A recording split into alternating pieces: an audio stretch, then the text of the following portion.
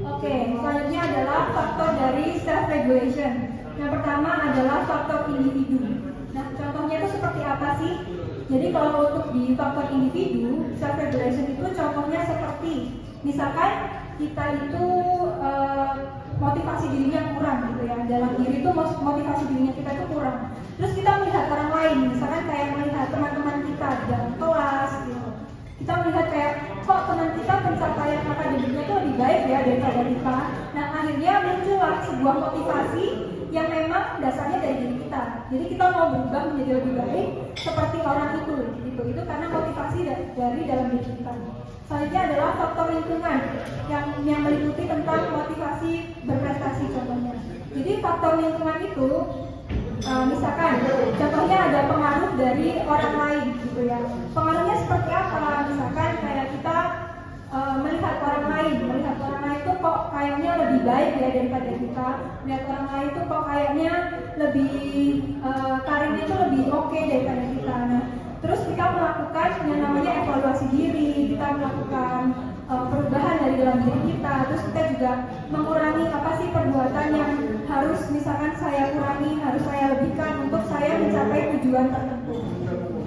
Selanjutnya adalah faktor perilaku yang meliputi kemampuan metakognitif. Jadi metakognitif itu apa? Metakognitif itu adalah kesadaran kita dalam proses berpikir.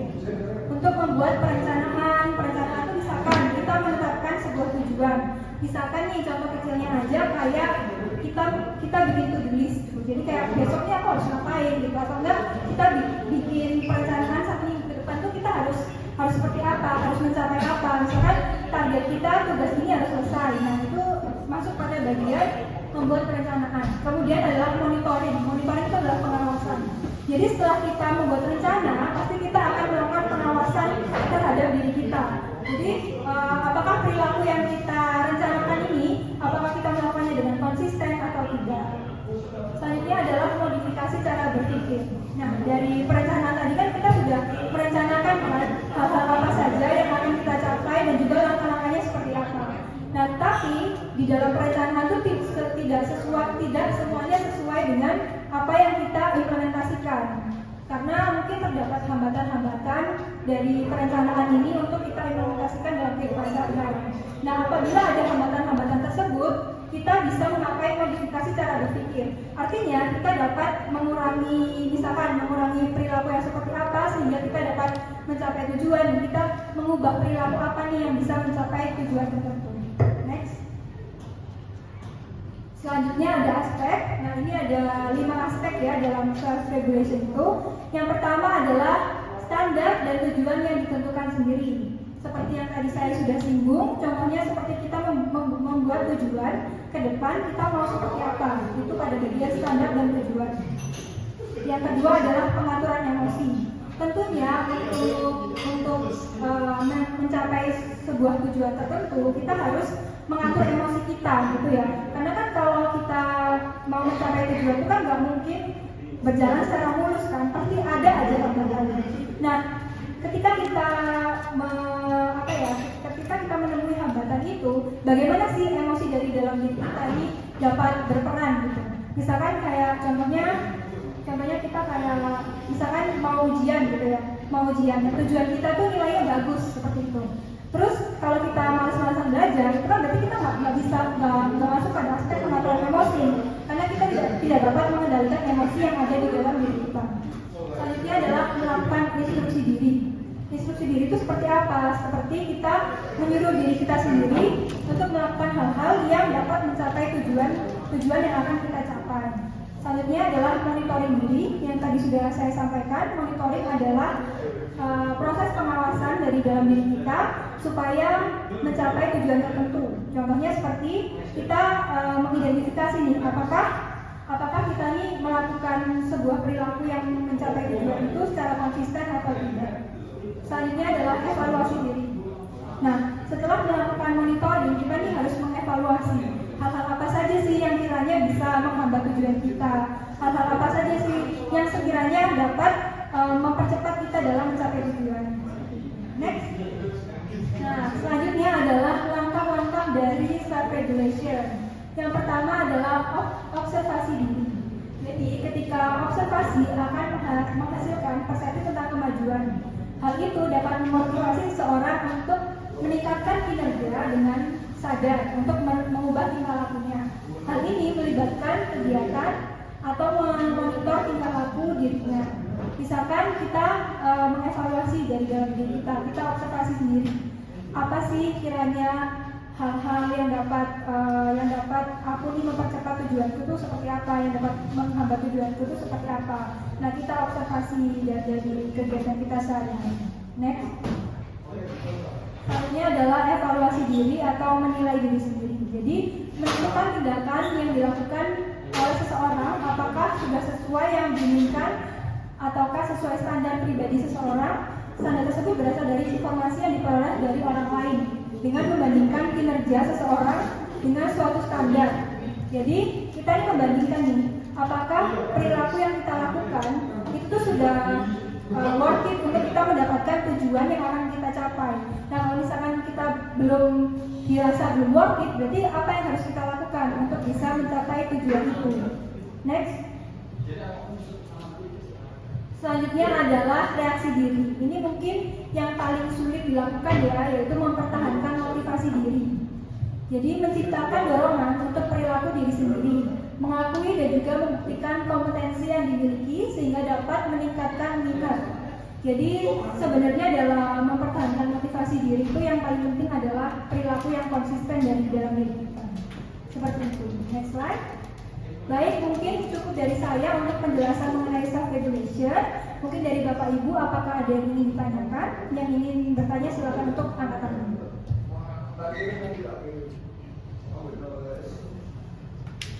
Mungkin Bapak mau bertanya? Oke. Berarti semuanya sudah paham ya? Sudah paham ya? Dites saja. Dites ya? Oke. Oke, kita tes dulu. Saya mau pilih dulu orangnya ya.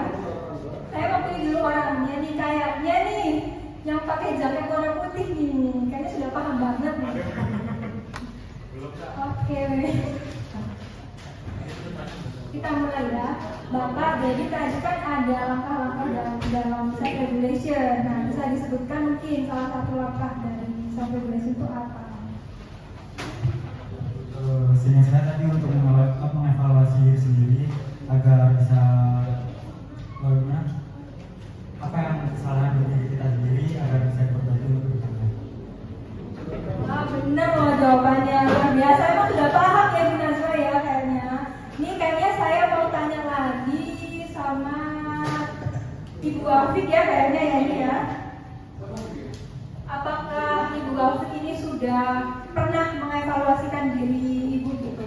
Contohnya seperti apa dalam kehidupan saya? Kalau spesifik yang refleksi diri yang harus harus refleksi itu nggak ada sih, mungkin lebih ke kesadaran diri sendiri aja sih. Kalau aku di sini kurang, jadi mau nggak mau kayak apa yang harus dari aku untuk mengevaluasi diri itu apa yang harus dilakukan. Oke, berarti lebih ke evaluasi diri ya. Oke, baik. Tadi kan sudah ada materi nih mengenai self-regulation. Nah, sekarang kita untuk lebih mengenal lagi mengenai self-regulation, sekarang kita akan melakukan proses regulasi diri. Jadi, mungkin rekan-rekan saya bisa dibagikan untuk lomba regulasi dirinya.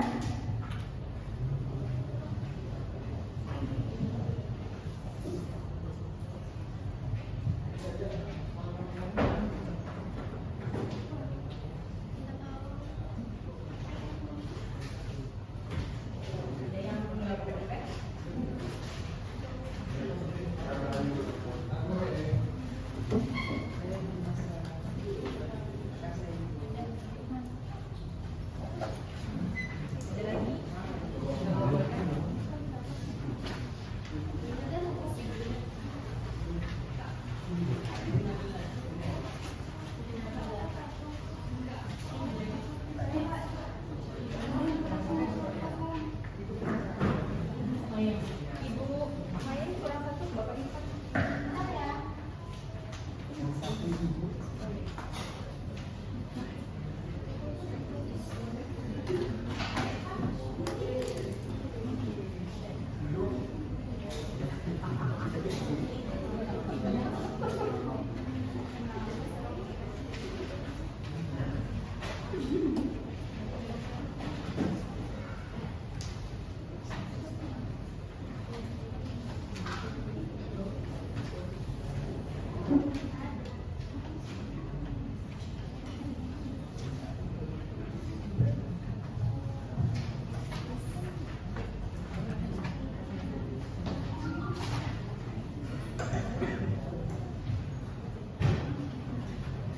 Oke, apa ada yang kurang?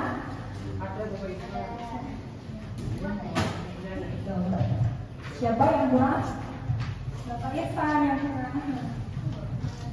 Ada lagi di hati belum ya? Ini kayaknya Ada bisa. yang nyolong satu ya? Ini kemarin ada 20 loh. Ya Allah. Coba Ibu Nina, apakah ada lagi satu? Karena mungkin kayaknya kertasnya tahu, ini udah paham sama materinya itu.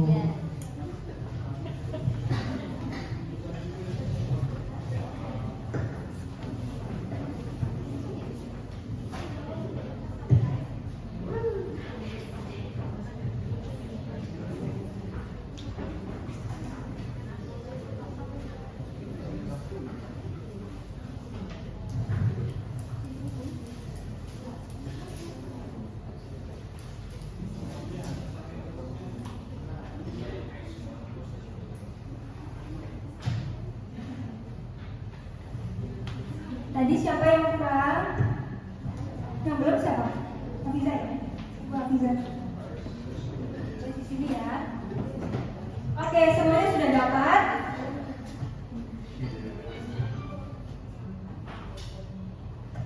Baik, jika sudah dapat, silakan dilihat pada bagian kertas. Itu kan ada namanya ya. Silakan untuk diisi nama Bapak dan Ibu. Selanjutnya untuk tanggal silakan untuk diisi hari ini, tanggal hari ini. Baik, jadi kita akan meregulasikan diri. Caranya seperti apa? Jadi tadi kan sudah saya jelaskan ya, ada 5 aspek ini. Yang pertama ada standar dan tujuan yang ditentukan sendiri. Yang kedua adalah pengaturan emosi. Yang ketiga adalah melakukan instruksi diri. Yang keempat adalah melakukan monitoring diri. Dan yang kelima adalah melakukan evaluasi diri. Jadi nanti Bapak dan Ibu silakan untuk direfleksikan apakah Bapak dan Ibu pernah melakukan kelima aspek ini. Apabila pernah, silakan untuk dituliskan pada lembar regulasi diri pada bagian kotaknya itu. Silakan dituliskan seperti apa sih bentuk pengalaman yang pernah Bapak Ibu lakukan pada kelima aspek ini.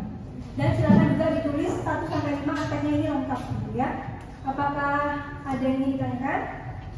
Semuanya sudah